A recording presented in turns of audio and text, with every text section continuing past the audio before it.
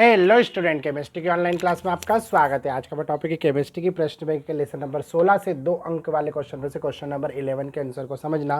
तो चलिए शुरू करते। तो हमारा क्वेश्चन है, प्रति अम्ल जिसे एंटासिड कहते हैं एवं प्रति एलर्जी जिसे एंटी एलर्जिक कहा जाता है, इसे एंटी हिस्टामिन भी कहा जाता है।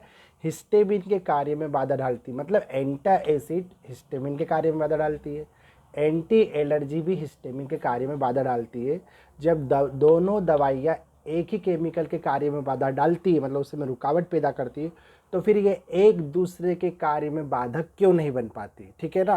तो इसी का आंसर हमें समझना। तो एंटा एसिड जो होते प्रति अम्ल, वो हिस्टामिन के कार्य में बाधा डालते हैं, क्योंकि हिस्टामिन क्या करता है, HCl के स्रावण को बढ़ाता है पेट में, जिससे एसिडिटी होती है। तो वह हिस्टामिन के कार्य में बाधा डालता है, अमाशय की अम्लता को कम कर देता है। कैसे?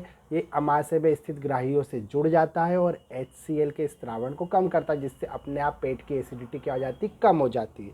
जबकि जो एंटी एलर्जिक होते हैं वो हमारी पेट की मसल्स को, हमारी श्वसन तंत्रिका की मसल को, जो होती है हमारी रेस्पिरेटरी सिस्टम की मसल्स को, क्या करते हैं, संकुचित करवाते हैं, जिससे हमें एलर्जिक क्रियाएँ होती है, ठीक है ना। और इसके अलावा जो हिस्टामिन होता है वो हमारी रक्त वाहिनियों को भी क्या करता है, नरम करता है, शिथिल करता है। इस वजह से भी एलर्जी क्रियाएं उत्पन्न होती है, ठीक है ना। तो जो एंटी हिस्टामिन होते हैं वो हिस्टामिन के कार्य में बाधा डालकर एलर्जिक क्रियाओं को रोकते हैं, ठीक है। तो हमने जाना कि हिस्टामिन क्या करता है, हमारे शरीर में दो प्रकार के रोग पैदा करता है, एक एसिडिटी भी पैदा करता है और एलर्जिक क्रियाएं भी पैदा करता है। ऐसा भी हो सकता है कि इससे कोई मतलब रसायन, एक ही रसायन हो, वो दो से ज़्यादा बीमारी भी उत्पन्न कर सकता है।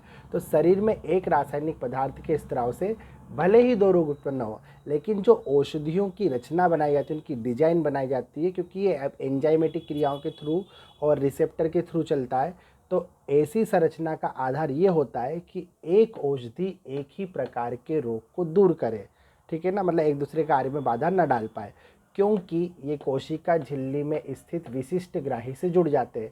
जो कोशिका झिल्ली होती है उसमें क्या होते हैं, छोटे छोटे जो प्रोटीन होते हैं जिन्हें ग्राही बोलते हैं, वो कोशिका झिल्ली की सतह पर निकले होते हैं और वो विभिन्न केमिकलों से जुड़कर उसकी सूचना कहाँ पहुँचाते हैं, मस्तिष्क तक, और फिर उसी के अकॉर्डिंग क्रिया होती है, ठीक है ना। तो जो औषधियाँ होती है वो कोशिका झिल्ली में स्थित विशिष्ट ग्राही से जुड़कर कार्य करती है और उनकी डिजाइन ऐसी बनाई जाती है कि एक औषधि किसी विशिष्ट ग्राही से जुड़े, हर किसी से ना जुड़ पाए, ठीक है ना। और इसी प्रकार दवाई गोलियां काम करती है।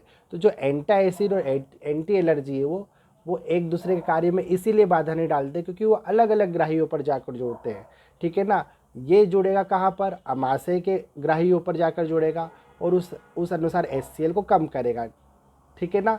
तो इस तरह से क्या होता है कि एंटा एसिड और एंटी एलर्जी जो होते हैं अलग अलग ग्राहियों पे कार्य करते, इसी वजह से वो एक दूसरे के कार्य में बाधा उत्पन्न नहीं कर पाते। तो उम्मीद है आप इसको अच्छा समझ गए होंगे। मिलते हैं अगले वीडियो में अगले टॉपिक के साथ, तब तक आप पढ़ते रहिए। Best of luck for your exam.